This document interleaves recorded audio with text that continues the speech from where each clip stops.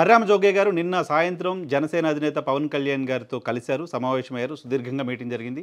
అయితే మొదటి నుంచి ఆయన ఏ లేఖ రాసినా, ఏం మాట్లాడినా టీడీపీతో పొత్తు ప్రకటన చేయక ముందు నుంచి కూడా ఆయన కోరుతున్న మాట పవన్ కళ్యాణ్ గారు ముఖ్యమంత్రిగా ఉండాల్సిందే. పవన్ కళ్యాణ్ గారు ముఖ్యమంత్రిగా ఎంతో కొంతకాలం ఉండేలాగే పొత్తుండాలి ఎవరితోటైనా. పవన్ కళ్యాణ్ నాయకత్వం వహించేలాగే ఎవరితోటైనా కలిసి పనిచేయాలంటూ మొదటి నుంచి చెప్తూ వస్తున్నారు. ఈవెన్ టీడీపీతో కలిసిన తర్వాత కూడా పవర్ షేరింగ్ కొంతకాలమైనా ఉండాలి అనే విషయాన్ని చెప్తూ వస్తున్నారు.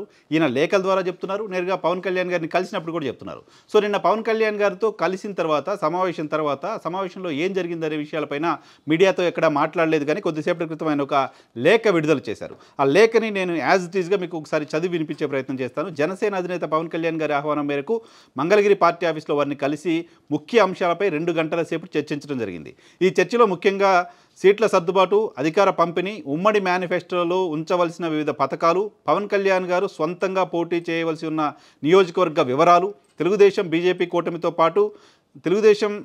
జనసేన కూటమితో పాటు బీజేపీ పార్టీని కూడా కలుపుకోవాల్సి ఉన్న ఆవశ్యకతపై సవివరంగా చర్చించడం జరిగింది. ఈ సందర్భంగా 2019 ఎన్నికల్లో జనసేన అభ్యర్థులు దక్కించుకున్న శాసనసభ సీట్ల వివరాలు ఆయన దృష్టికి తీసుకువెళ్లడం జరిగింది. 2019 ఎన్నికల్లో 10,000 ఓట్ల వరకు దక్కించుకున్న అభ్యర్థుల సంఖ్య 61 కాగా 15,000 ఓట్లు దక్కించుకున్న అభ్యర్థులు 40 వరకు ఉండడాన్ని ఆయన దృష్టికి తీసుకొచ్చారు. ఈ ఓట్ల ప్రాతిపదికగా 2024 సంవత్సరంలో జనసేన అభ్యర్థులు పోటీ పెట్టవలసి ఉన్న నియోజకవర్గాలు 40 నుంచి 60 వరకు ఉండాల్సిన ఆవశ్యకతను ఆయనకి నొక్కి చెప్పడం నా వంతు. అయితే ఈ 40 సీట్లకు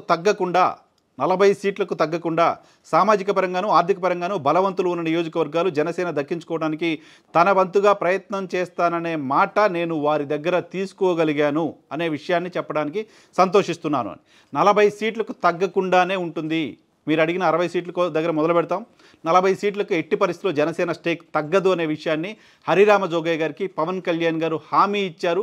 ఆ హామీ ఇచ్చిన విషయాన్ని మీకు చెప్పడానికి సంతోషిస్తున్నాను అంటూ జోగయ్య గారు చెప్తున్నారు. ఇక రెండవ అంశం అధికారం పంపిణీ విషయంలో జన సైనికుల దృఢాభిప్రాయం ఏమిటో వారికి నొక్కి ఒక్కానిస్తూ పవన్ కళ్యాణ్ గారిని ముఖ్యమంత్రిగా చూడాలని వారి ఆకాంక్ష వారి ముందు పదే పెట్టడం జరిగింది. అధికార పంపిణీ సవ్యంగా జరిగినప్పుడే, కనీసం 2.5 సంవత్సరాలైనా పవన్ కళ్యాణ్ ముఖ్యమంత్రి అవ్వగలిగే అవకాశాలు ఉన్నదని వారు నమ్మినప్పుడే జనసేన ఓటు టీడీపీకి సవ్యంగా ట్రాన్స్ఫర్ అయ్యే అవకాశం ఉన్నదని, లేనిచో 2019 ఎన్నికల తీరు 2024 సంవత్సరంలో కూడా రుచి చూసే ప్రమాదం ఉందని కూడా హెచ్చరించడం జరిగింది. ఇదో కీలకమైన పాయింట్గా చూడాల్సి ఉంటుంది.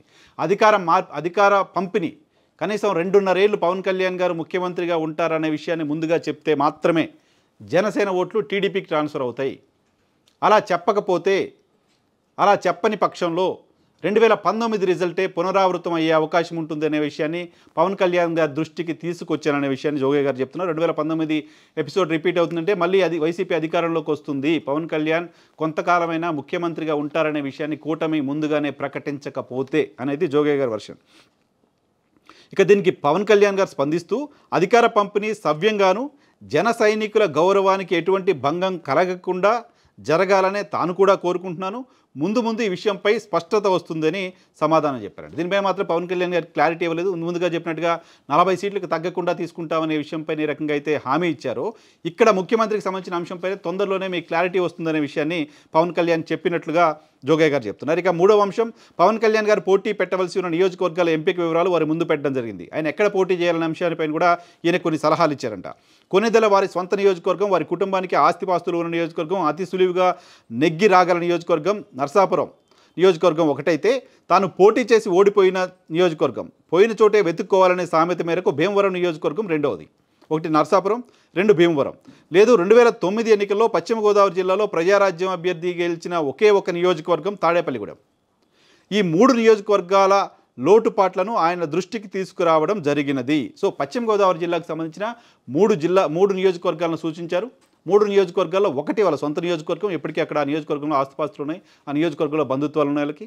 రెండవ నియోజకవర్గం గడిచిన ఎన్నికల్లో పోటీ చేసి ఓడిపోయిన నియోజకవర్గం భీమవరం నియోజకవర్గం. పోయిన చోటే వెతుక్కోవాలి కాబట్టి అక్కడే పోటీ చేయాలనుకుంటే భీమవరం చేయండి.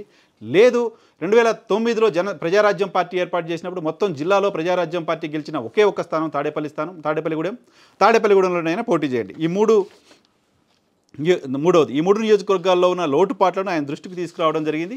ఈ 3 నియోజకవర్గాల్లో జనసేన పరిస్థితిని సర్వే చేయించి తాను ఎక్కడైతే సులువుగా గెలవగలరో ఆ నియోజకవర్గాన్ని ఎంపిక చేసుకోవాల్సిందిగా ఆయనకి సూచించారనే విషయాన్ని జోగయ్య గారు చెప్తున్నారు. ఇక 4వ అంశంగా ప్రతిపక్షాల ఓట్లు చీలకుండా చేసే ప్రతిపాదనలో భాగంగా బీజేపీని కూడా తెలుగుదేశం జనసేన కూటమిలో భాగస్వామిగా చేయటం, ఈ ప్రతిపాదన త్వరలో రూపుదిద్దుకునే పరిస్థితి ఉందని, బీజేపీ తమ కూటమిలో చేరే అవకాశం మెండుగా ఉన్నదని సమాధానం పవన్ కళ్యాణ్ ఇవ్వడం జరిగింది. సో బీజేపీ కూడా టీడీపీ జనసేన కూటమిలోకి వస్తుందనే విషయాన్ని జోగయ్య గారు తనకి చెప్పారు అనే పవన్ కళ్యాణ్ గారు తనకు చెప్పారనే విషయాన్ని జోగయ్య గారి లేఖలో ప్రస్తావించారు. ఇక ఆఖరు అంశంగా తెలుగుదేశం జనసేన కూటమిలో ఉమ్మడి మేనిఫెస్టోలో జనసేన ప్రతిపాదనలు ఎలా ఉండాలనేది, ప్రజలు ఏం కోరుకుంటున్నారో, వారికి ఏమి అవసరాలుగా ఫీల్ అవుతున్నారో, 4 కోట్ల మందికి చేరే అంశాలు ఏమిటో గుర్తించి ఉమ్మడి మేనిఫెస్టోలో చర్చ నిమిత్తం ప్రతిపాదనలు పంపవలసిందిగా పవన్ కళ్యాణ్ గారికి సూచించడం జరిగింది.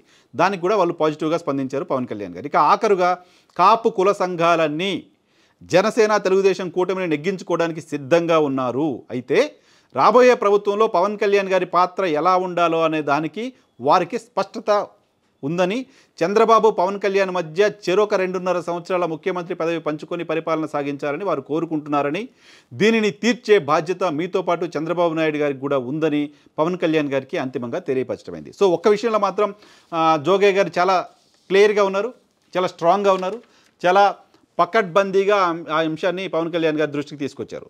కాపు కుల సంఘాలన్నీ జనసేన టీడీపీతో కలిసి పనిచేయడానికి సిద్ధంగా ఉన్నాయి. అయితే అధికారంలో పంపిణీ ఉండాలి. 2.5 ఏళ్ళ ముఖ్యమంత్రిగా చంద్రబాబు నాయుడు గారు, 2.5 ఏళ్ళ ముఖ్యమంత్రిగా పవన్ కళ్యాణ్ గారు ఉంటారు అనే హామీ ఉంటే, అటువంటి ప్రకటన 2 వైపుల నుంచి వస్తే మాత్రమే కాపుల మద్దతు మీకు పూర్తి స్థాయిలో దొరకడానికి సంబంధించిన అవకాశం ఉంటుంది అనే విషయాన్ని నేరుగా పవన్ కళ్యాణ్ గారికి చెప్పాను అంటూ జోగయ్య గారు చెప్పారు. అయితే మిగతా అన్ని అంశాలపైన పవన్ కళ్యాణ్ గారు స్పందించారు, హామీ ఇచ్చారని చెప్పారు. కానీ దీనికి సంబంధించి ఆయన ఏం చెప్పారనే దానిపైన ఇంకా క్లారిటీ ఇవ్వలేదు. బహుశా ముందు క్లారిటీ వస్తుందంటూ ఇంతకుముందు సెకండ్ పేరాలో ఆయన రాసినట్టుగా ముందు దానిపైన ఏమైనా క్లారిటీ వస్తుందేమో చూడాలి. సో జోగయ్య గారు కాపులంతా మీ వెనక ఉన్నా, మీతో ఉంటామని నడుస్తాం, బట్ కండిషన్ అయితే ఉంది, పవన్ కళ్యాణ్ గారు ముఖ్యమంత్రిగా ఉండాల్సిందే. పవన్ కళ్యాణ్ గారు ఎంతకాలం ముఖ్యమంత్రిగా ఉంటారు, ఎప్పుడు ముఖ్యమంత్రిగా ఉంటారు, ఏంటి అనే దానిపైన క్లారిటీ ఇవ్వండి. ఆయన ఖచ్చితంగా ఆంధ్రప్రదేశ్ రాష్ట్రానికి ముఖ్యమంత్రిగా ఉంటారనే హామీ కూటమి వైపు నుంచి వస్తే మాత్రమే కాపుల మద్దతు మీకు ఉంటుందనే విషయాన్ని పవన్ కళ్యాణ్కి నేరుగా హరిరామ జోగయ్య గారు చెప్పి వచ్చినట్లుగా చూడాలి. సో దీనిపైన ముందు క్లారిటీ వస్తుందంటూ పవన్ కళ్యాణ్ చెప్పారని ఆయన చెప్తున్నారు. ఆ ముందు క్లారిటీ ఎప్పుడు వస్తుంది, సీట్ల సర్దుబాటుకు సంబంధించిన విషయం ఎప్పుడు కొలికి వస్తుంది, సీట్ల సర్దుబాటు తర్వాత అభ్యర్థుల ప్రకటన ఎప్పుడు ఉంటుంది, సో ఉమ్మడి మేనిఫెస్టో ఏంటి, ఉమ్మడి మేనిఫెస్టో కామన్ మినిమం ప్రోగ్రామ్ టైంలో అధికార పంపిణీకి సంబంధించిన ప్రకటన చేస్తారా లేదా చూడాల్సి ఉంటుంది. అయితే ఈ మొత్తం యాంబిక్విటీకి కారణం ఏంటంటే, ఈ మొత్తం యాంబిక్విటీకి కారణం నారా లోకేష్ గారి స్టేట్మెంట్. గతంలో ఆయన ఖచ్చితంగా చంద్రబాబు నాయుడు గారే ముఖ్యమంత్రిగా ఉంటారంటూ ప్రకటన చేసిన నేపథ్యంలో కాపుల్లో అనుమానాలు ఉన్నాయి, అటువంటి అసంతృప్తి ఉంది, పవన్ కళ్యాణ్ గారు ముఖ్యమంత్రి అవుతారో లేదో అనే డౌట్ ఉంది. కాబట్టి దాన్ని క్లియర్ చేయండి అంటూ ఈయన అడుగుతున్నారు. దీనిపైన కూటమి వైపు నుంచి ఎలాంటి రెస్పాన్స్ వస్తుందో చూద్దాం.